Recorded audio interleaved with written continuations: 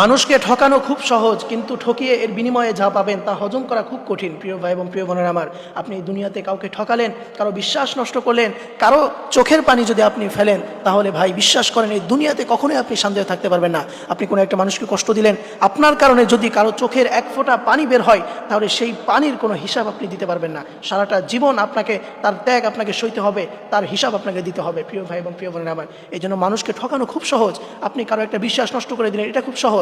কাউকে আপনি কাঁদালেন, এটা খুব সহজ, কিন্তু এর বিনিময়ে আপনি যা পাবেন তা আপনি কখনো হজম করতে পারবেন না, সেটাও খুব কঠিন।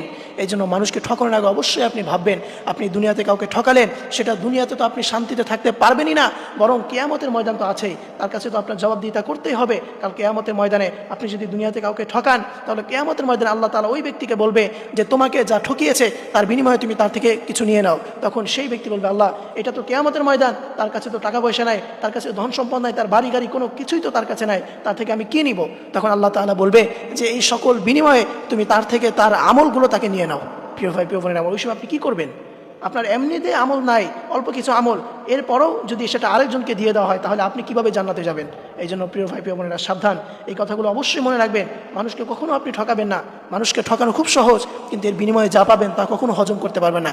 দুনিয়াতে তো পারবেনই না, সারা জীবন অশান্তিতে থাকবেন, এবং কিয়ামতের ময়দান তো আছেই। সেখানে আপনি দুনিয়াতে কাউকে 1 টাকা ঠকালেন, দেখবেন কিয়ামতের ময়দানে এই দ্বিগুণ সওয়াব, 70 গুণ সওয়াব আল্লাহ তাআলা আপনার আমলনামায় থেকে তার আমলনামায় দিয়ে দেওয়া হবে।